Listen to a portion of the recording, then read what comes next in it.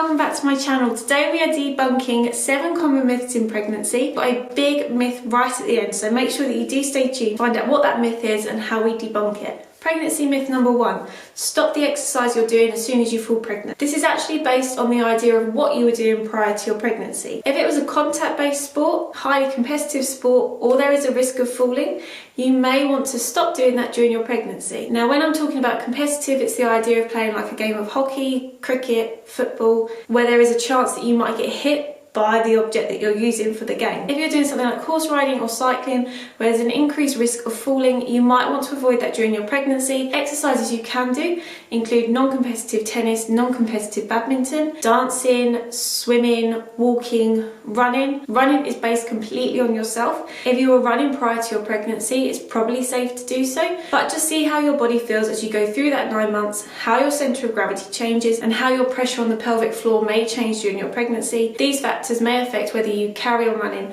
during those 9 months. So myth number 2 is that your heart rate should never get above 140 beats per minute. Now, this myth was actually based on the idea of intensity of your workout. Now, instead of basing it on heart rate, which isn't actually the best indicator of intensity depending on the person, we actually now do something called RPE, or the talk test. So whenever you're exercising, as long as you can say a sentence or a few words strung together, you know that you're working at a comfortable pace. If you can barely get a single word out, that means that oxygen is not getting into your body quick enough, it's not circulating around, and you're certainly not getting enough to your baby. So in that case, the intensity is judged on how much you can talk rather than your actual heart rate. So myth number 3 is don't train abs. The abdominal region is a huge area to focus on, and there are actually benefits to training the abs during your pregnancy. There are exercises you want to avoid, such as crunches, leg lowers, leg raises. If you didn't train abs pre-pregnancy, you probably want to avoid things like planks. Any exercises where you are putting loads of pressure on the abdominal region around the rectus abdominis and the linea alba, because that relates to our diastasis recti, which is a separation of the abs as we grow and make room for the baby. Remember that linea alba is that connective tissue that stretches during pregnancy and weakens. So if we're doing things like crunches, we're increasing the risk of protruding deeper muscles through that area and actually causing further diastasis recti. You want to avoid that. You want to keep that region nice and strong. I have got a workout which I will place in the description box below for a safe core workout, which not only helps you prenatally but also sets you up for a good start postnatally. So myth number 4 is do not lift weights. So during pregnancy, a lot of people get scared of the idea of lifting weights. Actually, evidence has found that using weights can help to maintain your muscular strength. Remember that change of gravity as we get bigger can actually weaken some regions of the body, including the gluteal region, some of your leg area, and also that back area. So by using weights, we can help to strengthen those areas and help us to carry on with those daily tasks without fatiguing too quickly, and again, helping you in the run-up for your postnatal journey. Remember again, this is if you've trained pre-pregnancy with weight. If you haven't used weights pre-pregnancy and you would like to during your pregnancy, start off with a really light set of weights and just see how you go along with those 9 months. That added resistance will really help you, but you're not going to put yourself in a position where you actually aggravate certain parts of your body through different movements. So myth number 5 is don't exercise because you can overheat. Now, the idea of overheating is really based on the intensity at which you're working at and also the environment at which you're working in. I would suggest that if you are working out and you are working out in the middle of the summer, either work out to a lower intensity or work out in air conditioning. If it's the middle of winter, layer up, but have layers that you can remove as you go throughout your workout so that you're not getting too hot. Take extra water breaks, take extra rest time if you need it. The only thing I would say is during your first trimester, the idea of overheating is actually more of a risk than your second and third trimester. So even if you're doing exercises that you were doing pre-pregnancy, that is the time to keep an eye on overheating slightly more, and that is the time to make sure you're hydrating, taking those rests, and making sure you've got clothing that will wick away the sweat quicker than normal. So myth number 6 is you should eat for 2 during your pregnancy. Now, I think a lot of people probably know, sadly, this is not the case. And in fact, you don't need to increase your caloric intake until your 3rd trimester. And even then, it's a really small amount. I'm sorry to say, you only need to increase your caloric intake by about 200 calories per day in your 3rd trimester. 200 calories a day extra is the equivalent of 2 small pieces of bread and maybe a bit of butter. You might have some fruit salad with some yogurt. You might want a small handful of nuts with some dried fruit. You may want an extra bowl of healthy choice cereal for the evening. That's quite a good option because some of them have a lot of fortified vitamins and minerals that you may be lacking in your diet, so you want to make sure that you're including all of those as much as possible during your pregnancy. So my last and my biggest myth is one that really bugs me, and it's if you weren't active pre-pregnancy, don't work out. Why would you tell anyone that was not working out to never work out during their pregnancy? This is the time that you want to be as fit and healthy as possible. Now, I don't mean that you're going to start going to try and train for a marathon, nor are you going to start trying to do a CrossFit challenge. The idea of being fit and healthy actually lies on a huge continuum. So being fit and healthy during your pregnancy, of course, is going to relate to exercise. If you weren't active pre-pregnancy, then you want to start nice and slowly by doing things like walking. You may engage in a prenatal fitness class. You may have a personal trainer. But whatever form of exercise that you choose to do,